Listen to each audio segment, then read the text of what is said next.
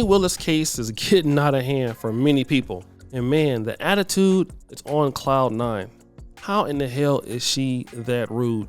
And she's acting like, I hate to say this, a stereotypical, like made up hood character in the black community. That is exactly what she acts like. Now, I know so many black people that I've met who are professional, who are not like the stereotype. But people like Tiffany Henyard, Latoya Cantrell, and Fani Willis, they are out there perpetuating that rude black woman archetype that isn't true for most black people, okay? Most black people are not like that, but she's out there acting like that, especially when these white Democrats are the reason why she got into power, all right? Now, I was listening to Brother Tariq Nasheed break this down, and he had a lot of information about Fani Willis prior to her becoming the district attorney that I did not know about. Now, I know that she was involved with the YSL case and then given charges on those brothers. But remember, their father was saying that Fani Willis used to represent YSL. This is exactly what he wants the world to see. This is Young Thug's biological father fighting for his son's life. This is one of the biggest artists in the world. And I mean bigger than Lil Wayne. I said this over and over again, and I mean what I say. This is Young Thug's biological father out here, and he has the evidence to show that Fani prosecuted was an attorney. She was an attorney. She was an attorney, a private attorney. A private attorney for YSL, and now she's trying to prosecute this individual. So a lot of things about what Trump is saying is true. Who is that? It's Fani Willis, representing YSL Monday. So Fanny's here on video representing one of the YSL members. And ever since her and Nathan Wade have gotten into this little situationship, we've noticed something. That she has been acting out of pocket, right? It ain't just me, and she's been doing terrible on the stand. She don't care. She's acting like she's just, I don't know what's going on with her, but it looks really bad on the community. Brother Tariq Nasheed is going to break this down to levels in which I did not know, but let's play this and we're going to come back. Have you guys been watching the Fani Willis hearings? The Fani Willis hearings are very interesting. Boy, they're going after Fani. The right wingers are going in hard body, man. They're going in hard. Now, Fani Willis, for those who don't know, she's the prosecutor, the DA down there in Atlanta. So they brought her in, and again, I've talked about Fani Willis before. They brought her in to be the Negro whisperer, to offer protection to the race soldiers after they offed our brother down there. They offed a brother, and then they brought Fani in there. The police unions were funding her, and I said, man, it's a bad look to let her get in office. It's going to be a cluster flop. Don't let her get in office. This was years ago. I said, that woman, they're going to bring her in there, and she's going to deliberately bundle that case. There was another brother, Paul Howard, who was down to put charges on the race soldier. I was very supportive of Paul. I was hoping Paul would win. But they put Fanny the Mammy up there. And just like clockwork, she ended up botching the charges with the guy, the race soldier who shot the brother. The case got just tossed. It went to hell. And that was her job, to botch that whole case. And then she turned around and started throwing them RICO charges on rappers. And so, yeah, she was doing the bidding of the dominant society. She was their front person. You know, they needed a melanated face to be the front person. So she was doing her job proudly. But like our good brother, Professor Black Truth says, the dominant society, they will break their tools when they're done using them.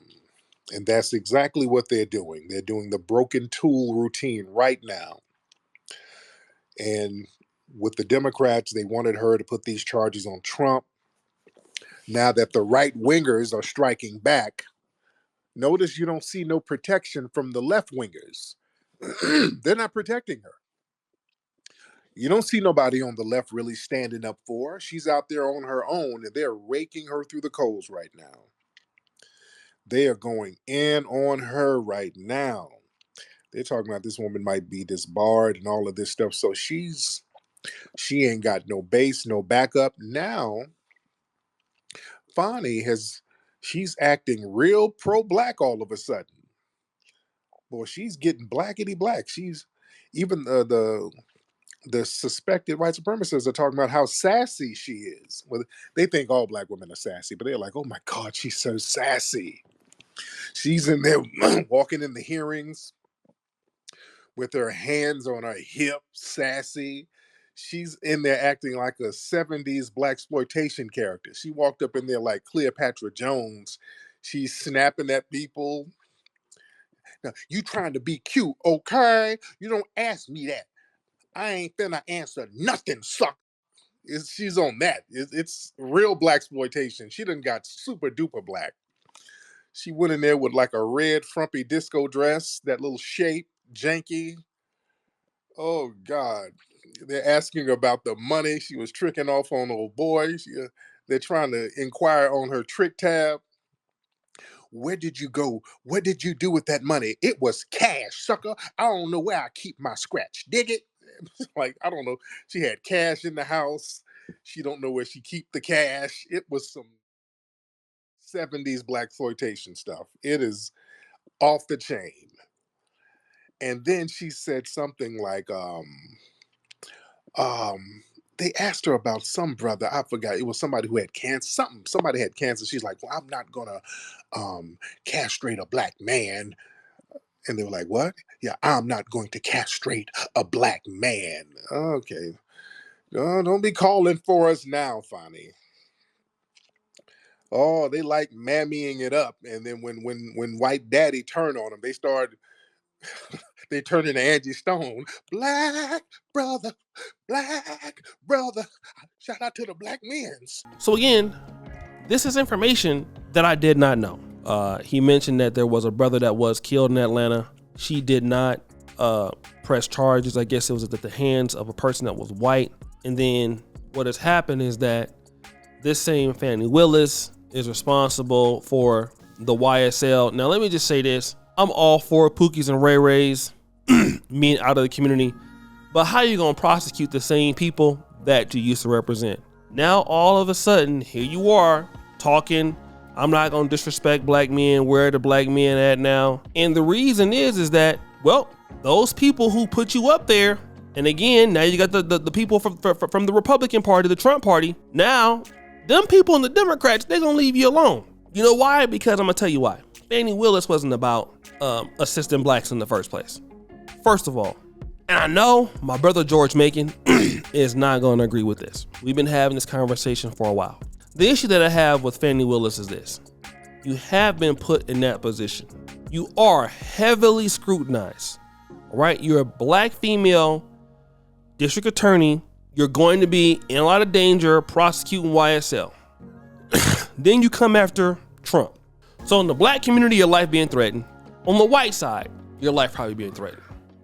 Then you have these sorts of mistakes that you're committing. You're going into Big Bethel Baptist Church, and if you guys can remember this sermon she gave, remember she was there bumping her gum saying this. Perfect child, I'm a little confused. I appointed 3 special counsel, as is my right to do. Paid them all the same hourly rate. They only attacked one. I hired one white woman, a good personal friend and great lawyer. A superstar, I tell you. I hired one white man, brilliant, my friend, and a great lawyer. And I hired one black man, another superstar, a great friend, and a great lawyer. Oh Lord, they gonna be mad when I call them out on this nonsense. First thing they say, oh, she gonna play the race card now. But no, God, isn't it them who's playing the race card when they only question one? Isn't it them playing the race card when they constantly think I need someone from some other jurisdiction in some other state to tell me how to do a job I've been doing almost 30 years.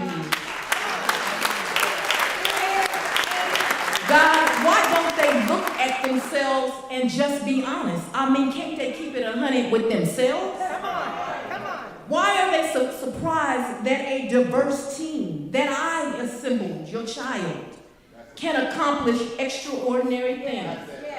God, wasn't it them that attacked this lawyer of impeccable credentials? The black man I chose has been a judge more than 10 years, run a private practice more than 20, represented businesses in civil litigation. I ain't done, y'all. Served as a prosecutor, a criminal defense lawyer, special assistant attorney general, won Chief Justice Robert Benham Award from the State Bar of Georgia. You know, they ain't just giving this to black men. How come, God, the same black man I hired was acceptable when a Republican in another county hired him and paid him twice the rate? Come on. Oh, y'all ain't hear me. Come on.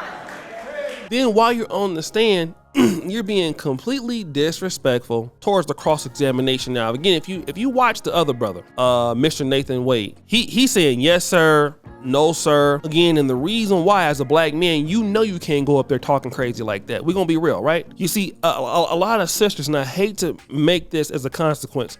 This is what I would say about this sister over in Dolton, Illinois. She don't think that there are consequences for her behavior. Black men, we know that there are consequences when you out here being disrespectful like that. And you can be however you want. I ain't scared of them white folks. It ain't about being scared. It's about understanding where you know that you're gonna end up. And talking back to them and talking crazy in the courtroom, it's not gonna look good. They're going to punish you by giving you a conviction or whatever else they're gonna do. They're not gonna appreciate that. But sisters, I keep seeing almost every time, like, well, I don't really give a damn about what's going on. I'm gonna do exactly what I wanna do, and if you don't like it, F you. That's the attitude that I'm seeing. And unfortunately, I'm like, how do you expect that these people are gonna take you seriously? Not only just you, but the others. Now here you are talking about the black men. You know, you don't wanna disrespect black men now, all right? Here you are having your little boy toy bill the county $650,000 in an effort to, what? Control the guy. We all know that there's no way that this dude would deal with her, in my honest opinion, if he's not paying, okay? That's what it is. She's paying for the D. Then you got an attitude that you got caught up and you don't want to take no level of accountability. Now you're up there embarrassing the community. You're up there embarrassing us. So guys, what do you think? It's your boy, O'Shea Duke Jackson. Back at it again with another episode of The Celebrity Junk. Appreciate you for all you do, subscribe, bell. We're out.